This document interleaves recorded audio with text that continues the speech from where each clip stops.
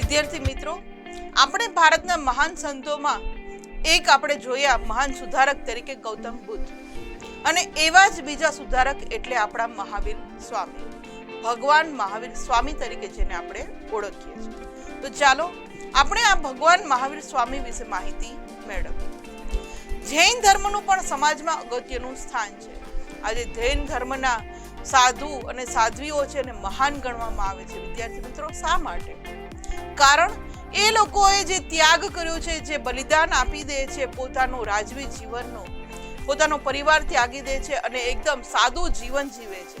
વિદ્યાર્થી મિત્રો, કદાચ તમને ખ્યાલ હશે કે જૈન સાધુ અને સાધ્વી જ્યારે પોતે આ જૈન ધર્મની અંદર આ સાધુ બની જાય છે અથવા તો સાધ્વી બની જાય છે, ત્યારે પોતે સ્વાદ ત્યજી દે છે. પોતે પોતાનું એમ કહેવામાં આવે છે કે જીવનની જે સગવડતા છે, બધી આપણા જે વાહન વ્યવહાર છે, એ બધાનો ત્યાગ કરી દે છે.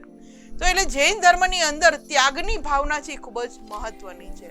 અને આ સમાજની અંદર આપણો જે સમાજ છે એમાં સૌથી વધુ જૈન ધર્મનું અગત્યનું સ્થાન છે એવું કહી શકાય છે. જૈન ધર્મની અંદર કુલ 24 તીર્થંકરો થઈ ગયા છે. આપણા જૈન ધર્મ છે એની અંદર 24 તીર્થંકરો થઈ ગયા છે. તીર્થંકરો એટલે શું? કે પૂજવા લાયક, જેને કોઈ ઉપદેશ આપ્યો છે સારો સારો, એવા મહાન વ્યક્તિઓ જે થઈ ગયા છે કે જેને ભગવાન તરીકે પૂજવામાં આવે છે, એવા 24 તીર્થંકરો થયા છે. જૈન ધર્મને જાણવા માટે આગમ ગ્રંથો મહત્વના સ્ત્રોત છે. કે જૈન ધર્મની વિશે તમારે માહિતી મેળવવી હોય અને જાણવો હોય તો આ જૈન ધર્મના જે આગમ ગ્રંથો છે એ આપણે વાંચીએ એટલે આપણને ખબર પડે કે જૈન ધર્મની અંદર શું રહેલું છે અને કેવા કેવા ઉપદેશો આપણને આપેલા છે.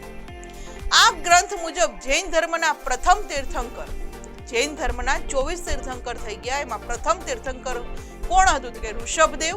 અને આ ઋષભદેવને આદિનાથ તરીકે પણ ઓળખવામાં આવે છે. વિદ્યાર્થી મિત્રો, આપણા જ ગુજરાતની અંદર આવેલા જુનાગઢની અંદર જે ગિરનાર પર્વત છે, ત્યાં ગિરનાર પર્વત ઉપર આખે આખો આ જૈન દેરાસરો આવેલું છે. અને ત્યાં આ ભગવાન આદિનાથ એટલે કે જે જૈન ધર્મના પ્રથમ તીર્થંકર થઈ ગયા, એ આદિનાથનું એમ કહેવામાં આવે છે કે મેઇન તપસ્યા જે કરી હતી એનો મંદિરો છે એ આ ગિરનાર ઉપર આવેલા છે. કે જે માટે આપણે ગુજરાતી તરીકે એનું ગૌરવ પણ લઈ શકીએ કે આપણા જે મહાવીર સ્વામીની જે વાત કરીએ છીએ, પણ એ પહેલા જે સૌ પ્રથમ તીર્થંકર આ જૈન ધર્મની અંદર થઈ ગયા એવા આદિનાથ એટલે કે ઋષભદેવનું મંદિર પણ અહીં આવેલું છે. આ ઇમેજની અંદર જે આપણે આદિનાથની વાત કરી રહ્યા છીએ એને જોઈ શકીએ છીએ. ત્યારબાદ વાત કરીએ તો એમના 23મા તીર્થંકર પાર્શ્વનાથ હતા. 23મા તીર્થંકર પાર્શ્વનાથ હતા. અને પાર્શ્વનાથ કોણ હતા? તો કે પાર્શ્વનાથ છે એ કાશીના રાજા, કાશી રાજ્ય છે એના રાજા હતા અશ્વસેન, એમના પુત્ર હતા. જોયું ને વિદ્યાર્થી મિત્રો, કાશીના રાજા હતા છતાં પણ ભવિષ્યમાં એને ખ્યાલ જ હતું આ પાર્શ્વનાથને હું રાજા બનવાનું છે, છતાં પણ પોતાનો રાજપાટ છોડી, પોતે દરેક વસ્તુ છોડી અને ત્યાગ કરીને પોતે આ જૈન ધર્મ અપનાવે છે અને ઉપદેશ આપે છે. અને એક ભગવાન તરીકે આજે ઓળખાય છે કે જેને આપણે પાર્શ્વનાથ ભગવાન પણ કહીએ છીએ, કે જે અશ્વસેનના પુત્ર હતા. આ પાર્શ્વનાથ છે એને લગભગ એમ કહેવામાં આવે છે કે 30 વર્ષની વયે ગૃહ ત્યાગ કરીને સંન્યાસી બની જાય છે અને પોતે જૈન ધર્મનો ઉપદેશ આપે છે.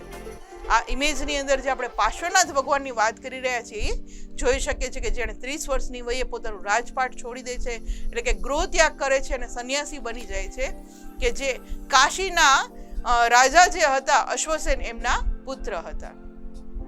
પાર્શ્વનાથે વૈદિક ધર્મ અને કર્મકાંડ અને જાતિ પ્રથાનો વિરોધ કર્યો હતો. જોઈને વિદ્યાર્થી મિત્રો, જે ધર્મ વિશે, માનવ ધર્મ વિશે ગૌતમ બુદ્ધે વાત કરી હતી કે જાતિ પ્રથા, ઊંચ નીચનો ભેદભાવ ન હોવો જોઈએ, કર્મકાંડની અંદર જે પશુ હિંસા થતી હતી એ ન હોવું જોઈએ, એટલે કે અહિંસા અપનાવો એવો જે ઉપદેશ ગૌતમ બુદ્ધ આપીને ગયા હતા, એવો જ ઉપદેશ આ પાર્શ્વનાથ આપે છે કે વૈદિક ધર્મ છે, કર્મકાંડ છે અને જાતિ પ્રથાની અંદર એ જે ઊંચ નીચના ભેદભાવો હતા એનો વિરોધ કરે છે. પાર્શ્વનાથે પણ શું કહ્યું કે સત્ય, અહિંસા, અસ્તેય અને અપરિગ્રહનો ઉપદેશ આપ્યો હતો. વિદ્યાર્થી મિત્રો, આ 4 જે છે ગુણ એ આપનાર આપણા પાર્શ્વનાથ ભગવાન પણ હતા, કે જેને સત્ય, અહિંસા, અસ્તેય અને અપરિગ્રહ. સત્ય એટલે સાચું બોલવું, અહિંસા એટલે કોઈને મારવું નહીં, અસ્તેય એટલે ચોરી ન કરવી અને અપરિગ્રહ એટલે જરૂર કરતાં વધુ વસ્તુનો સંગ્રહ કરવો ન જોઈએ. આવો ઉપદેશ છે એ આપણા ભગવાન પાર્શ્વનાથે આપેલો છે. તેમના પછી 24મા તીર્થંકર પાર્શ્વનાથ ભગવાન થઈ ગયા. એના પછી છેલ્લા અને 24મા તીર્થંકર જે હોય એ છે મહાવીર સ્વામી. તો આજે આપણે વિદ્યાર્થી મિત્રો જે વાત કરવી છે એ આવા મહાવીર સ્વામીની આપણે વાત કરવાની છે કે જેણે આ જૈન ધર્મની અંદર શું ઉપદેશ આપ્યો અને આખા સમાજને સુધારવા માટે શું કાર્ય કર્યા એની માહિતી